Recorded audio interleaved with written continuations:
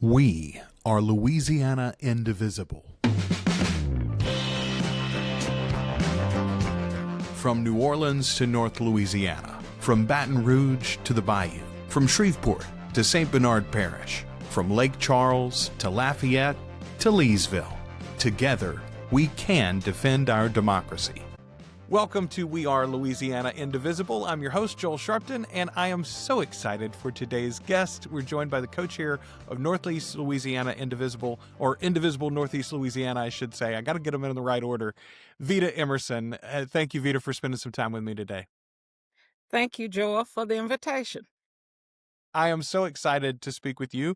I've only met you through our association with Northeast Louisiana Indivisible, and you are such a light in those meetings and such a presence in them. And it's been wonderful getting to know you a little bit through those interactions that we've been doing locally here.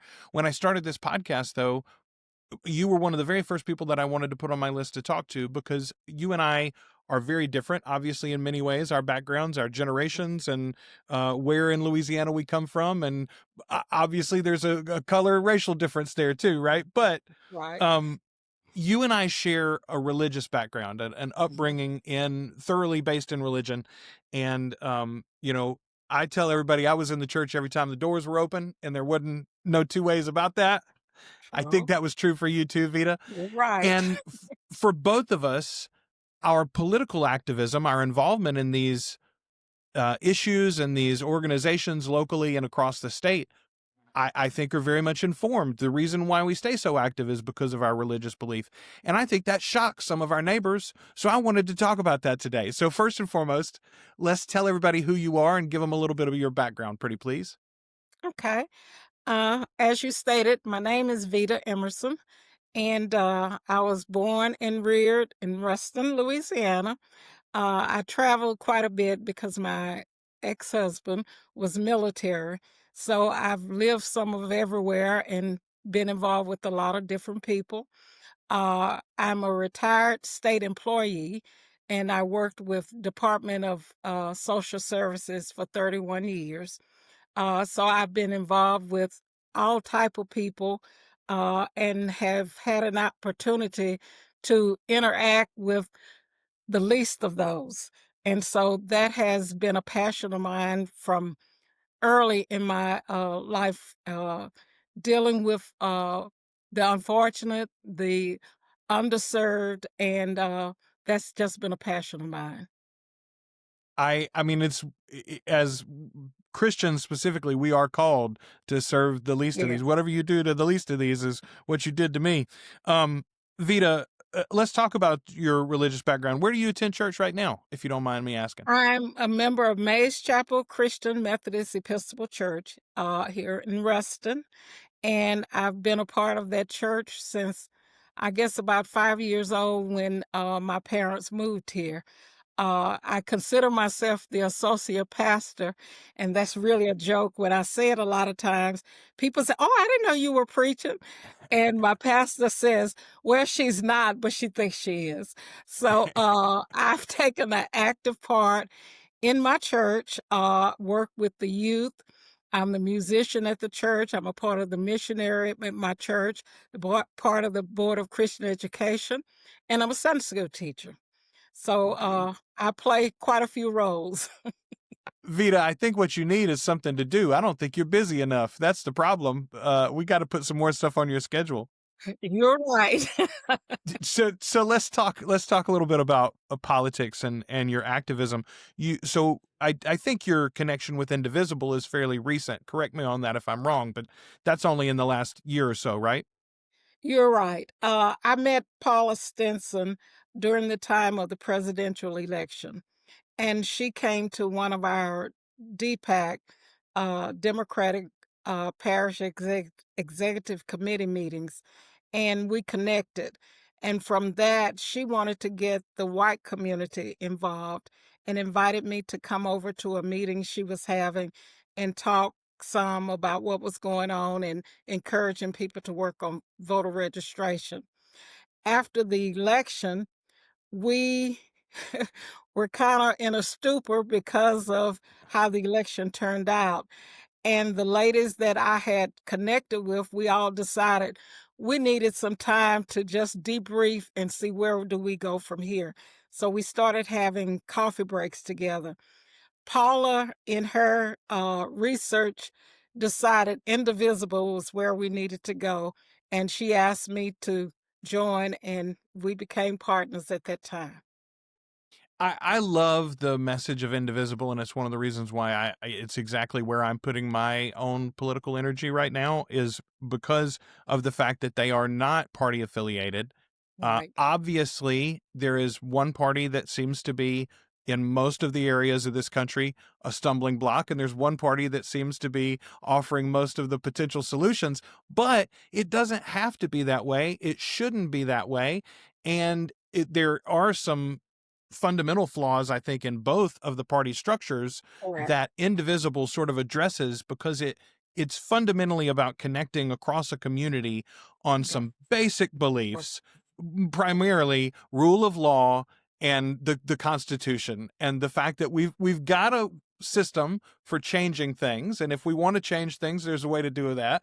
The current administration is trying to change things in ways that are unconstitutional and without the support of the average citizen. And so that's what we're really here for. And it comes down to just that simple a thing. And that can be applied to all sorts of things. We've talked about the immigration issue on this show before already. We've talked about voting and voting obstruction that we're doing at the state level and at the federal level. They are working hard to make it harder for us to vote on a regular basis Correct. and to keep us less informed about what we're voting on. So I think you're right in, and I think Paula was right in where to put that energy. And Indivisible is a great spot for us to spend that effort. All right, talk to me about that fundamental difference, because well, first of all, let's go back, because you talked about what you're currently doing politically, but Paula found you already active politically here locally. So when was your first political activism? You talked about moving around a lot in your previous marriage. Is that, Yes. did it happen here locally? Did it happen somewhere else? It's been more here locally. And I think part of it was because of traveling and seeing so many things that um, were different, and especially in different parts of the country and outside of the country. I lived in Germany a while also, but I became more active politically once I got back here in 1992. My mother was very active, and it was really funny. I actually live in Grambling, but I tell people I sleep in Grambling and I live in Ruston because Ruston is my heart. But my mother was president of the Ruston Voters League, and she became ill and told them they had to have a new president. I received a call that I was the new president of the Ruston Voters League. And I said, but I don't live in Ruston. And they repeated my words that I sleep in Grambling, but I live in Ruston. So I've been the president of the Ruston Voters League for the last 10 years. I grew up, my grandfather had this motto, not for ourselves, but for others. And that has been instilled in me from a young child. And even though I was not one of those that suffered as a child, we were fortunate. Both my parents were professionals, but I saw so many people being mistreated and not seen for what they were, but the color of their skin, that I found myself fighting for the underdog in high school, in college, in the workforce. So I've been the voice, and people say sometimes I don't know when to shut up, but I feel like when you're fighting for a good cause, it's not time to be silent and just wait for somebody else to do it. Somebody has to take it, and I'm the one to do it. Fight the battle. Paula said when I interviewed her, she said, somebody's got to do this. I guess it's going to be me. That was the quote that I ended up using as the headline. And I feel like, first of all, I think there are some of us that are both blessed and cursed a bit with Mhm. that responsibility and desire and drive, Right, right? right. If you see something structurally that is wrong or that ought to be better, and you feel like you have some idea of how we could angle towards that Mhm. better, then it really is our responsibility to stand Yeah. up and try to do something about it. Right. So many of our fellow citizens are so busy in the mundanity, right? Just in the Mhm. day-to-day Yeah. work life, trying to take care of their family, trying to make enough money to make ends meet, that they never have the brain power or energy to apply to these broader Mhm. issues. So Yeah. those of us that do, we got to do it. Vita, you're Right. right. You're right. We got to do Right. it. Why is it, Vita? And I don't expect that you have the perfect answer to this, but I bet you've got more insight than I do. Why is it that the Southern evangelical Christian church, especially, but American evangelical Christians, people that identify in that way, which, by the way, I'll point out, no mainstream, primarily African American denomination falls into that category. They don't Yeah. they don't categorize African American Christians as a general rule as evangelicals. Why is it that the American evangelical movement looks at political questions and the political divide in such a fundamentally different way than your average African American Christian does? What Why can you both have, honestly, your theology probably lines up more closely with the average white Christian in Ruston than it does with Mhm. mine, and yet you and I are coming at the political spectrum from a totally different degree than they are. What do you think about this? What have you seen in your own experience, and how can we begin to have conversations across that divide so that we can not only understand each other better, but get them to understand that um, this political movement is not demonic. As a matter of fact, Yeah. it's very biblically based. Yeah. Yeah.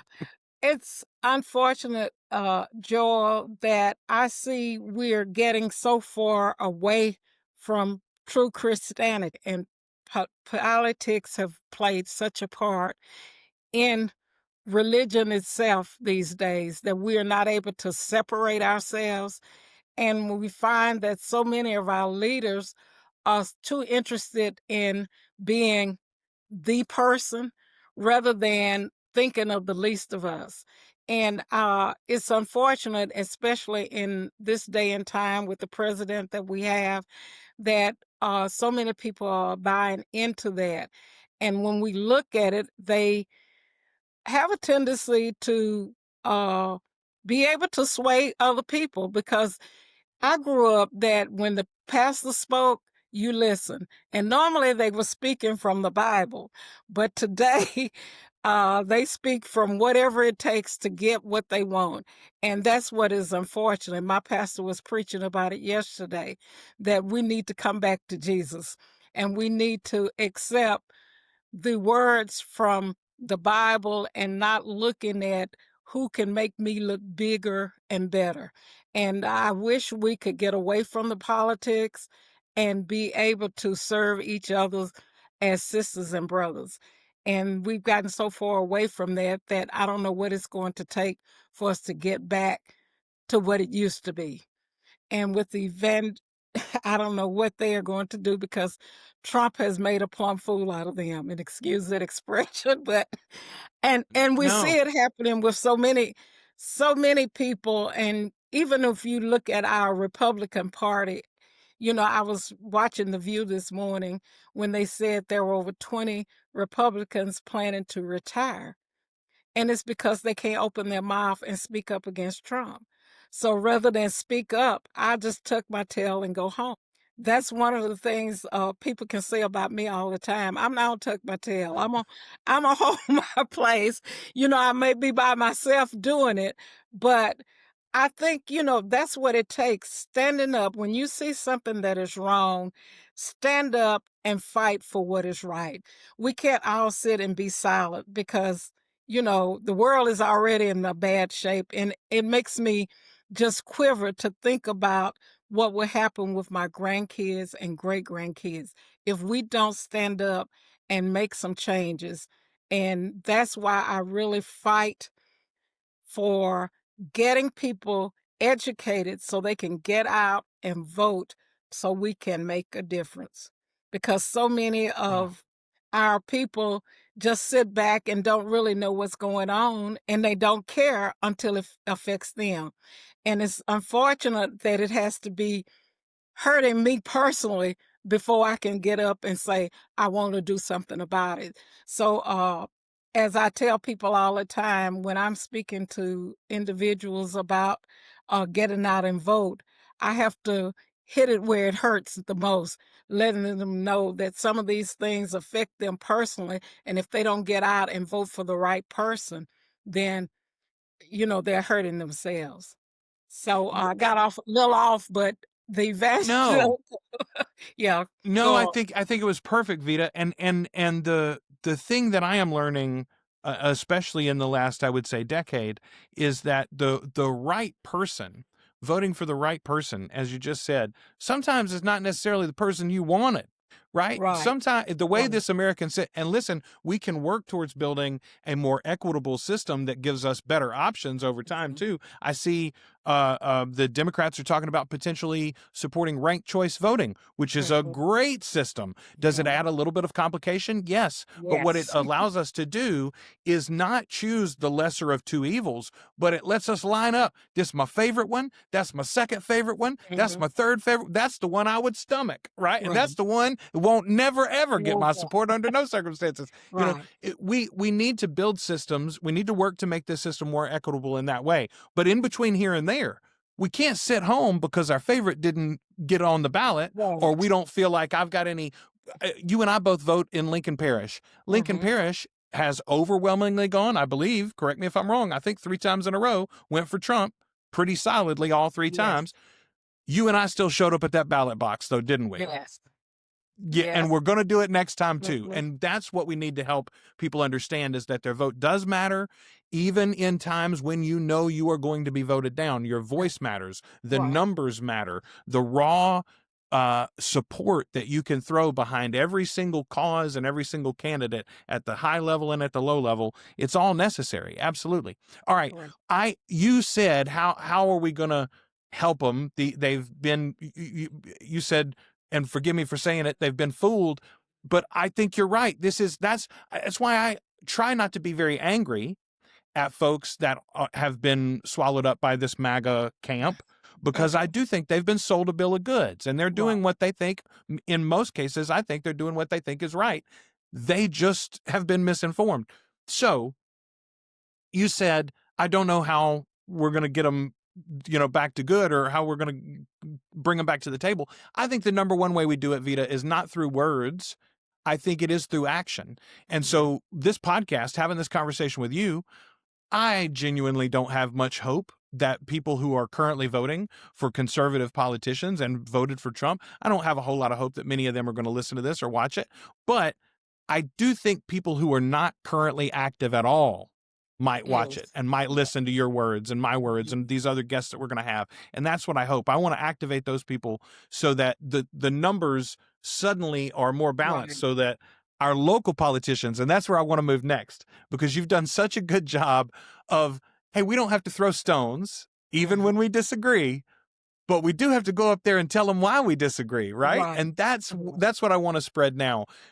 People in the large elections, the governor elections, the Senate elections, the presidential election, I think a lot of people just felt and feel counted out altogether. Mhm. But on a level of a mayor, of a city council member, of a police jury member in Louisiana, for Mhm. instance, right? Uh, we have real pull, actually, one on one. You Right. can go up there to their Right. office and Right. talk to them. So, talk a little bit about the advocacy that you have done in just that manner. You make that appointment, you show up, and you talk to that person who's on your payroll, right, Vita? Right. Right. Well, I have, and I've had an opportunity to speak to some of all of those that you've named, and we don't always agree, but at least they will listen most of the time. In fact, I had one situation when we had our No Kings Day that I called out an official, and the official called me later, and we sat down and we met, had a come to Jesus meeting, and actually he saw my side at the end of the day and did apologize for some of the things that had happened. So I think it's wise for us not to get upset and say, oh, forget about it. They now listen to me. But I think our politicians understand that our voices matter, our votes count. And as I said to one politician, I might not vote in Ruston, but I can carry a hell of a lot of votes with me. So I think that I encourage everybody, talk to your politicians, including school board. I fight at the school board office all the time. The superintendent hate to see me coming in the meeting, but we have to be a voice. And when I look at the children and the ones that, and I can speak this, Joel, because I have a black male, he's 46 now, but I have seen so many black male kids that are just getting them ready for the pipeline to the jails. And because my kids are grown, but I have grandkids now, I'm still there fighting that I want equity in the school system. And so I feel like we cannot just say they don't do what they want to do.